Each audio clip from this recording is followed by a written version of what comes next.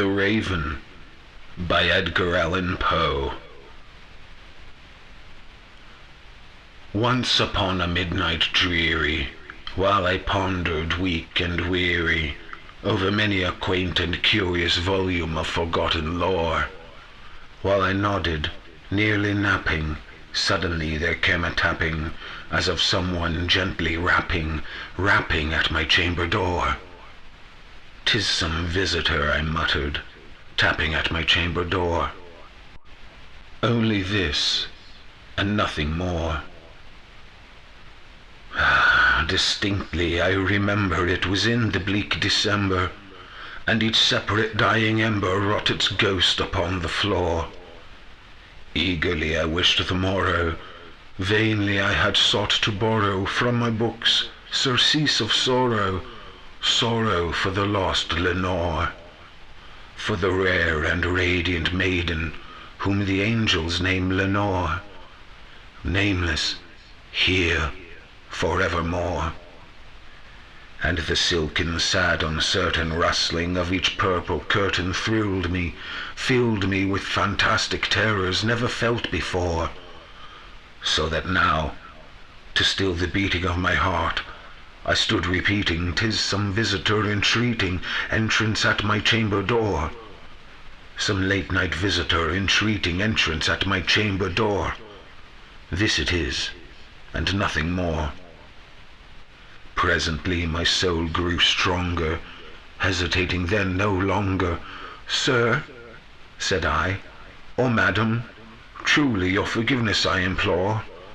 But the fact is I was napping, and so gently you came rapping, and so faintly you came tapping at my chamber door, that I scarce was sure I heard you. And here I opened wide the door. Darkness there, and nothing more. Deep into that darkness peering, long I stood there wondering, fearing, doubting, dreaming dreams no mortal ever dared to dream before. But the silence was unbroken, and the stillness gave no token, and the only word there spoken was the whispered word, "Lenore?" This I whispered, and an echo murmured back the word, "Lenore." Merely this, and nothing more. Back into the chamber turning, all my soul within me burning, soon again I heard a tapping, somewhat louder than before. "Surely," said I, "surely that is something at my window lattice. Let me see then what thereat is, and this mystery explore. Let my heart be still a moment, and this mystery explore. 'Tis the wind, and nothing more." Open here I flung the shutter, when, with many a flirt and flutter, in there stepped a stately raven of the saintly days of yore. Not the least obeisance made he, not a minute stopped or stayed he, but with mien of lord or lady perched above my chamber door, perched upon a bust of Pallas just above my chamber door, perched and sat, and nothing more.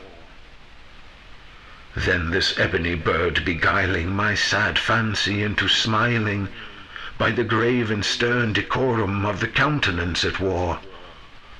"Though thy crest be shorn and shaven, thou," I said, "art sure no craven, ghastly, grim, and ancient raven, wandering from the nightly shore. Tell me what thy lordly name is on the night's Plutonian shore."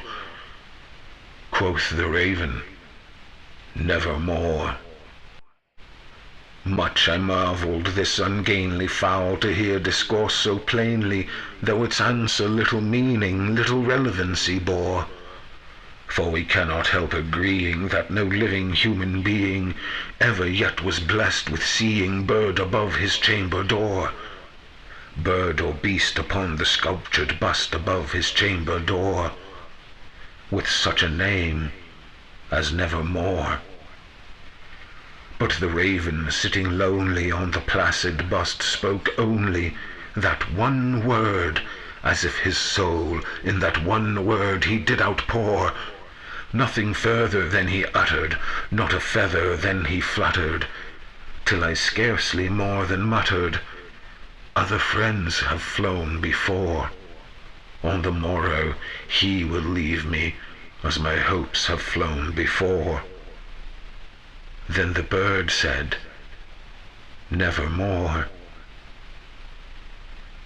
Startled at the stillness broken by reply so aptly spoken, doubtless, said I, what it utters is its only stock and store, caught from some unhappy master whose unmerciful disaster followed fast and followed faster till his songs one burden bore, till the dirges of his hope that melancholy burden bore, of never, nevermore.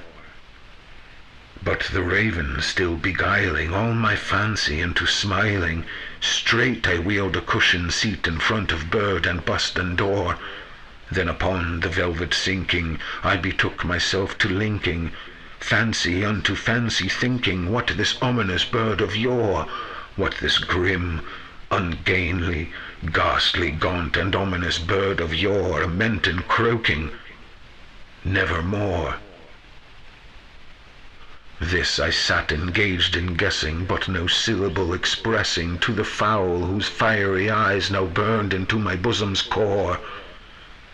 This and more I sat divining, with my head at ease reclining on the cushion's velvet lining that the lamplight gloated o'er, but whose velvet violet lining with the lamplight gloating o'er she shall press, nevermore. Then methought the air grew denser, perfumed from an unseen censer, swung by seraphim whose footfalls tinkled on the tufted floor.